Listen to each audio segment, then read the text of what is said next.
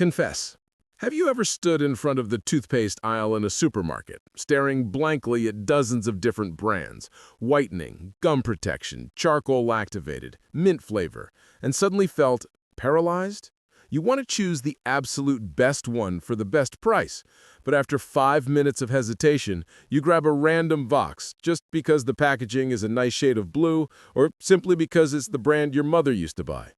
The moment you walk out of the checkout counter, an uncomfortable feeling creeps in.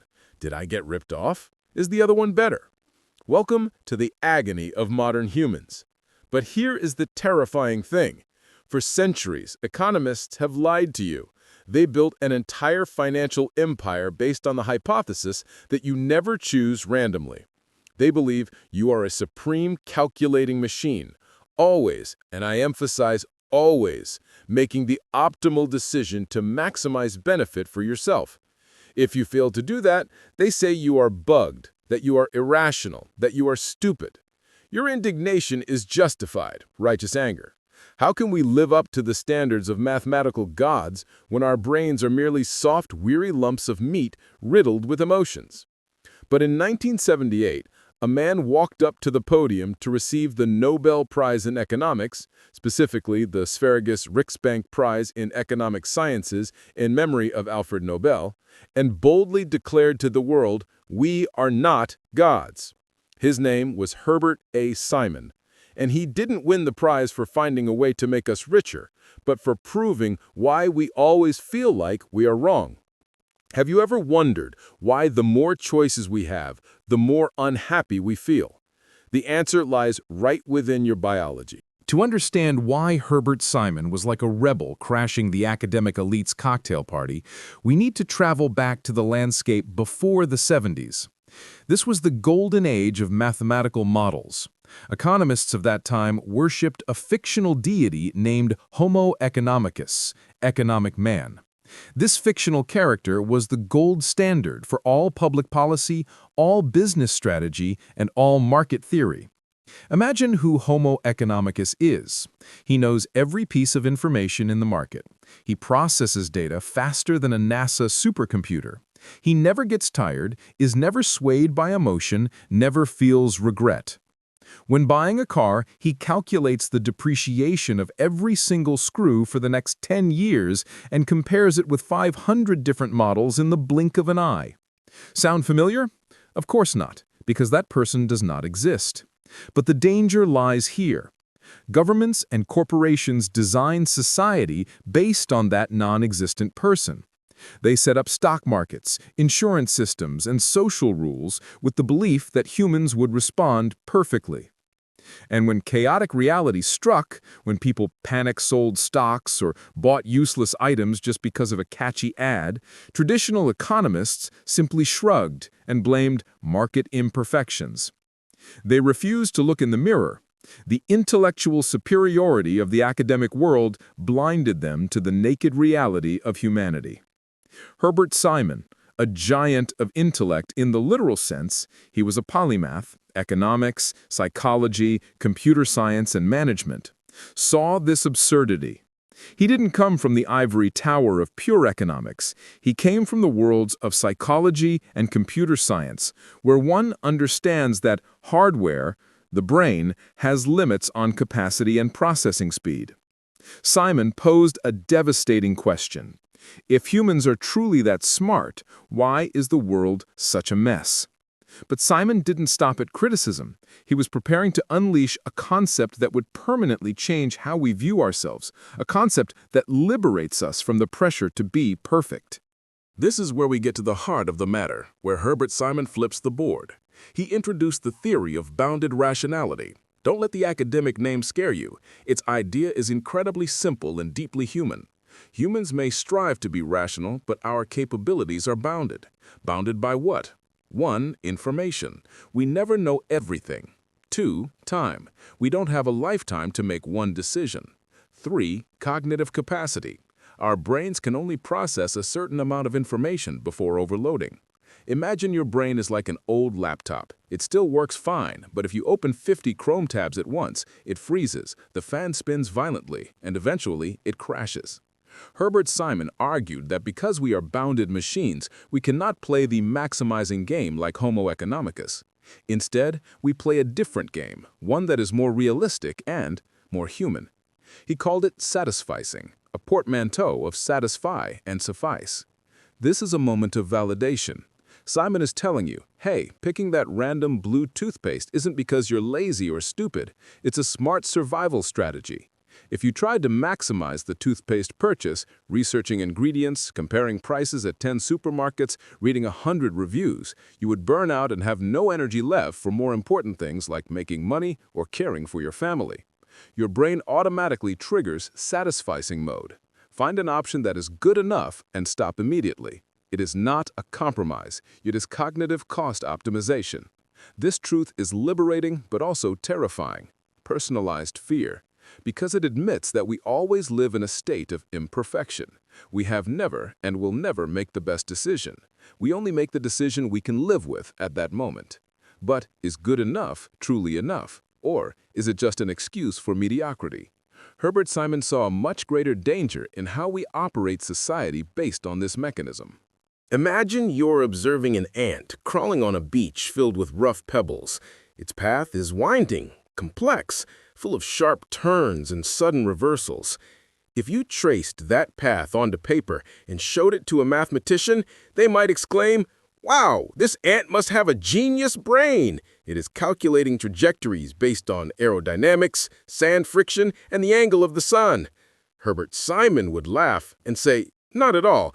The ant is very simple. The complexity belongs to the beach, not the ant." This is another slap to human pride, fatalism. Simon argued that our behavior seems complex, but in reality, it is just the struggling adaptation of a simple information processing system, the brain, to an overly complicated environment. We do not plan grand strategies like generals in a command tent. We are like mud-stained soldiers on the battlefield, just trying to dodge the incoming bullet and find the nearest cover. In organizations, this creates the concept of administrative man replacing economic man. Economic man searches for the sharpest needle in the haystack. Administrative man finds a needle sharp enough to sew a shirt and goes home. CEOs truly optimized everything as economics textbooks teach. They would spend a whole year just deciding the paint color for the office. Instead, companies operate on heuristics, mental shortcuts. We do this because we did it last year.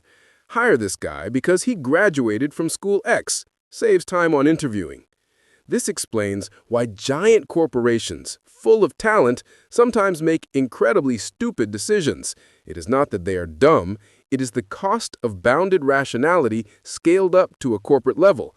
A system built from imperfect pieces will never create a perfect picture. But if you think bounded rationality only explains the past, brace yourself. Herbert Simon saw through your future way back in 1971, and that prophecy is strangling our lives right now. We are living in an era where information is dirt cheap. You can learn quantum physics on YouTube, read news from the other side of the hemisphere in a split second. We are taught that information is power. But Herbert Simon, with the sharp eyes of someone half a century ahead of his time, warned about the dark side of this abundance. He made a statement that should make anyone holding a smartphone shudder. In an information-rich world, the wealth of information means a dearth of something else, a scarcity of whatever it is that information consumes. What information consumes is rather obvious. It consumes the attention of its recipients. Read that sentence again. Let it sink in. The intellectual superiority you feel when realizing this mechanism will quickly turn into personalized fear. Simon is the father of the concept of the attention economy. Before Simon, economists worried about resource shortages, lack of coal, lack of wheat, lack of capital. After Simon, the scarcest resource is not money or oil. It is your attention. Look at your life today. Why do you open Facebook every 5 minutes, even with no new notifications? Why does Netflix automatically play the next episode in 5 seconds? Why are news headlines increasingly sensational and shocking? Because all of them, tech giants, media, advertisers, are tearing apart the limited bandwidth in your brain. They know your bounded rationality better than you do. They know your brain will overload if it has to choose, so they choose for you. TikTok's recommendation algorithm is a prime example of exploiting cognitive laziness. We are no longer active seekers of information. We have become passive victims, drowned in a sea of data. When you feel exhausted at the end of the day, despite just surfing the web, it's because your brain, the poor ant on the beach, has had to process thousands of meaningless turns created by algorithms. You are becoming poorer by the second, not in money, but in focus, the only thing that allows you to truly live and experience the world. Herbert Simon drew the map of this cognitive prison, but is there a key to escape? Or are we sentenced to life imprisonment as slaves to algorithms? The next part will reveal how Simon's thinking laid the foundation for artificial intelligence, AI, and why AI itself is the sharpest double-edged sword he left for humanity. If Herbert Simon had stopped at pointing out human weaknesses, he might have just been a pessimist, but his genius lay in this. He realized that this very limitation was the key to creating artificial intelligence, AI. Let's go back to the ant example. If humans solve problems using heuristics, rules of thumb, and looking for satisficing, good enough solutions, why don't we teach computers to do the same? In the 50s, when computers were giant calculators the size of a room, Simon and Alan Newell created a program called the Logic Theorist. Here was the shock. It didn't just calculate numbers, it proved mathematical theorems. It thought. Simon ran into a classroom and made a famous and somewhat arrogant declaration. Over Christmas, Alan and I invented a thinking machine. He wasn't trying to create a perfect Homo economicus machine. He created a machine that mimicked how humans find their way out of a maze. He proved that intelligence is not a mystical divinity. It is simply the process of manipulating symbols. This is where you feel intellectual superiority, mixed with a touch of fear. By decoding human thinking into computational processes, Simon inadvertently, or intentionally, laid the foundation for replacing ourselves. If the intuition of a chess master or an economic manager is just recognizing patterns stored in memory and applying processing rules, then machines can learn that too. And they will do it better because they don't get hungry, don't get sleepy, and don't get heartbroken. Look at the world in 2024. Simon's legacy is everywhere, but in a way more terrifying than he imagined. Today's AI systems are rigorously applying the satisficing principle to manage your life.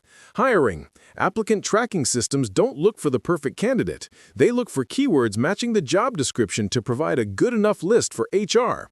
You could be a genius, but if you lack the keywords, you're rejected at the gate. Credit. Banks don't sit down to interview your hopes and dreams. Credit scoring algorithms rely on your behavioral history to decide if you are trustworthy. A quick, cost-effective, but sometimes ruthless decision. Love.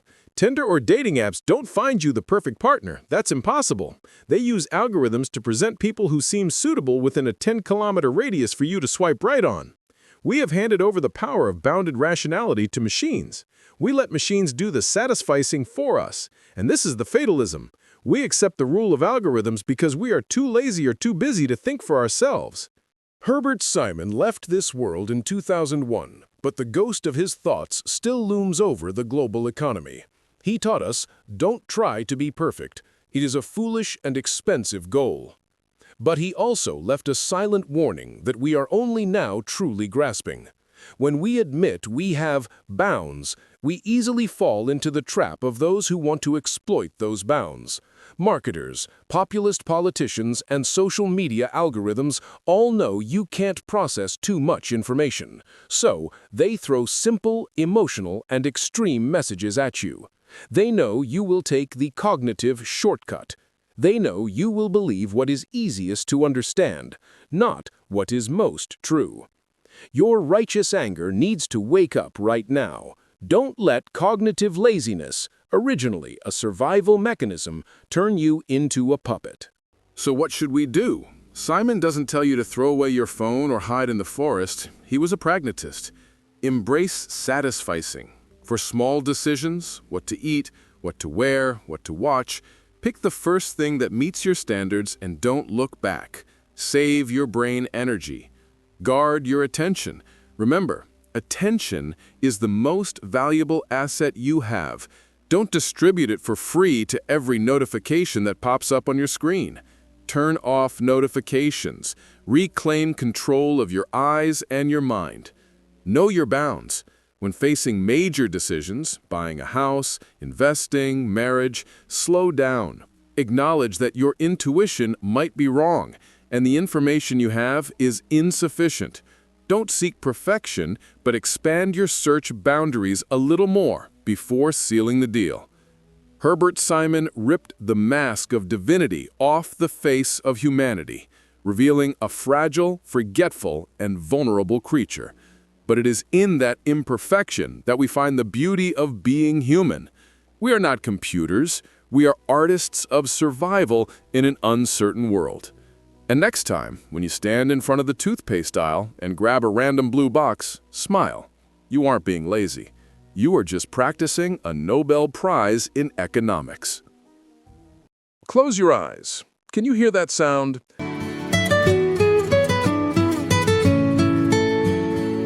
That is the Nokia ringtone. In 2007, that was the sound of the world. Nokia held 50% of the global mobile phone market. They had the money, the best engineers, and the most perfect supply chain. According to Homo economicus theory, such a powerful and wise creature could not die. But just 5 years later, Nokia almost evaporated from the map. Why? Many say Nokia fell asleep. Herbert Simon would say otherwise. Nokia died because they were too rational in a world where the variables had changed. Let's look through Simon's lens. 1. The heuristic trap. Nokia's leadership used a rule of thumb that had brought them success for 10 years. Phones must be durable, have long battery life, and be used for calling.